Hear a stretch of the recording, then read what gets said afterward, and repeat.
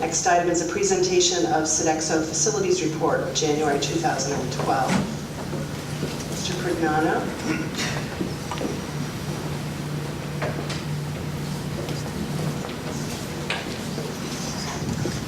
Good evening. Tonight we have our Sodexo staff here, Jason and Juan, and we're over here our last meeting. We talked a little bit about FCAP plans. I think they want to just, tonight we're going to present, they send these to Dr. Thorne and I on a monthly basis, but we thought we should start also getting the discussion of facilities and FCAP and other things a little bit more before the school committee and other people, so that facilities become more of an issue in the town. Last month we heard about $8–10 million of items that, should be addressed over the next, 5 years. We need to, we need to keep that discussion and the whole topic of facilities somewhat on the forefront, so that to start building some capacity in this town to move forward with some type of bond issue or something down the road, similar to what was done here several years ago with the high school. We have $8–10 million of issues now, which in 5 years could be $25 million if we don't start addressing some of these things. So with that, tonight, we're not going to talk so much about FCAP, but what basically some of the accomplishments were in the facilities for the month of February. So, Juan. Good evening. Juan Garcia, Facilities Manager for the Community District. That being said, what we will talk about tonight in this presentation is basically some of the highlights that we accomplished during the month of January. And this report is going to be basically presented to you on a monthly basis, just to give you a highlights of what we do. That doesn't really, talk about the whole things and the whole operations on a daily basis. If we're going to do that, we just probably tell you, we'll give you a little bit based on what we do on a daily basis. We receive about 30 to 40 work orders, 30 emails requesting certain services from facilities department. But that being said, we're just going to show you some of the things that we do here. This is our mission statement.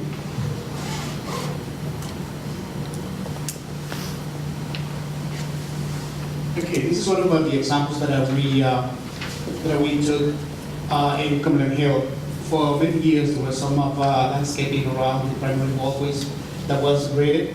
And then it was a lot of water. Kids used to walk around there, and then there was safety issues.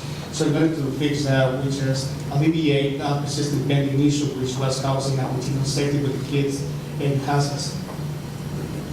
Okay, we not only have checked and looked at the safety issues, but we also try to accommodate kids in the safe places walking to the schools. This is one of the projects that we are working on. McCourt Middle School, in which we're trying to make sure that the kids work on the other side of the fence, so we can avoid the issue of having an accident in the future. So we're in the process of this project. This is just before and after what we're doing. We still are working on this project as the weather allows us to work on. Okay. These are some of the air conditioners that the administration and Sodexo work together in order to place these actually accommodations for the computer labs that were completed in last summer. Our community, we also take up in consideration a lot of the teachers' requirements and needs in order to do the job safe and easier for the kids as well. And this is a swing that was installed in the special needs room. The installation required the fabrication of additional support beams. And sometimes they require little projects. It takes basically the brainstorm with all the maintenance staff in order to see what is the easy and the safest ways to perform these projects for the kids. In Ashton Middle School, we were having some issues with the toilets and sinks, and we noticed that the septic was full, and when we called the company that does this kind of services, we noticed that there were 4,000 gallons of waste that was removed and pumped out of those septics. Part of our job is also do a maintenance program, in which we're trying to replace the old fixtures, lights, and sinks. This is some of the process that we have here. The sinks and houses are in the process of being replaced in basically all the schools, but this is just an example from Garden. Okay. At this time, we also are working really hard with the administration in order to save energy, and then we are working in the retrofit and lighting. So far, we are working on 5 schools: Garden, Community, Ashton, North Prominent, McCourt, and the next project is going to be completed. I mean, actually, it's going to start next week in Covenant Hill, which needs a lot of lights to be replaced. Part of the maintenance program is also to be proactive in all the issues that might happen in all the areas. Here we see an example that one of the pumps that I needed to be actually actualized with the new pumps, and that's something that we always have on the schedule. And finally, this is something that we always have in mind. It's the pool. The pool, we are working on a daily basis, making sure that it's safe, the environment, and we're also working really hard in order to save some energy in the pool area. We are having a lot of several issues with the units that we have in this pool due to the longevity and life cycle of the units that we have in this area. This is some kind of pictures of what we deal with on the daily basis: vandalism. This is some of the workers that we have. This is some of the things that we have to repair on a daily basis. Just an example of some of the things that we already been taken care of. This is the wellness center. We see things in a different perspective sometimes, and here what we see is that the vandalism is not just basically a risk of safety, but the way the wellness center looks as well. So we actually rush to face these kind of issues. And this is our expectations.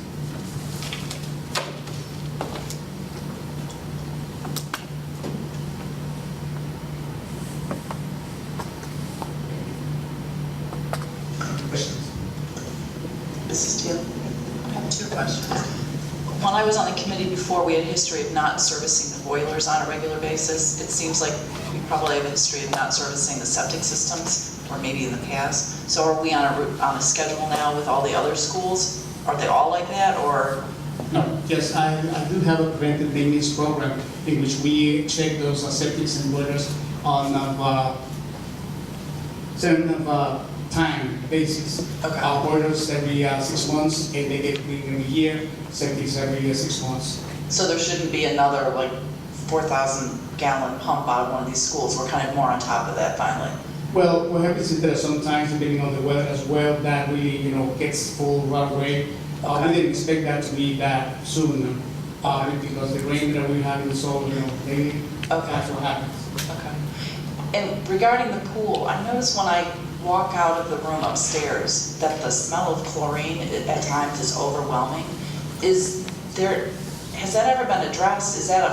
What is that a function of? Because if I notice it late at night, it's got to be something for the kids during the day. Well, what happens with the pool is that we have a pool manager who uses a certain formula to treat the water. And I believe that that's one of the things that he does. He tries to use the chlorine certain times.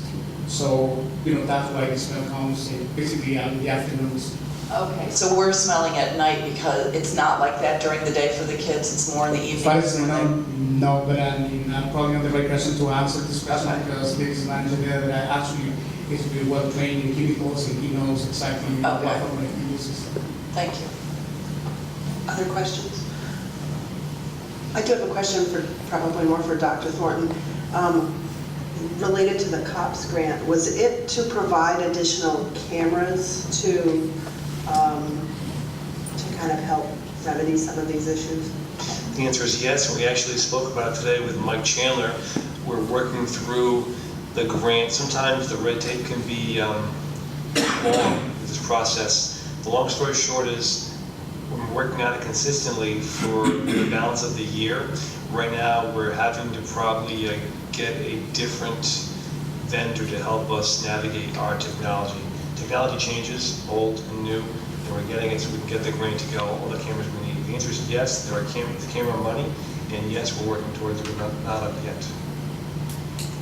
There's actually a request for proposal for bids on the camera system that will be advertised the next day, so bids due back in a couple of weeks.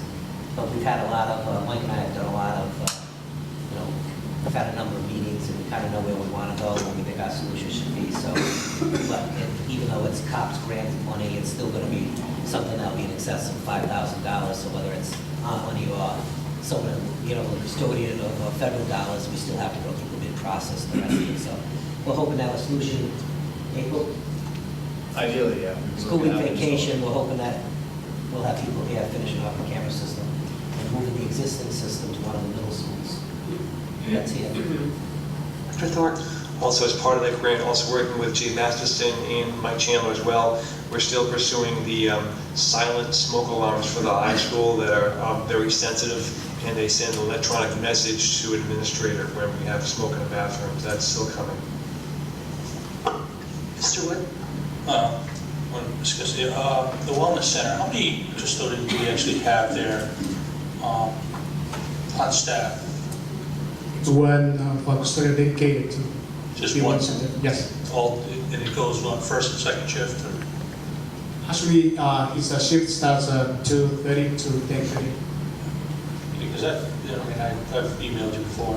The Wellness Center is something that our community, our outside community sees all the time. And like you said, it needs to be pristine and making sure that it's clean.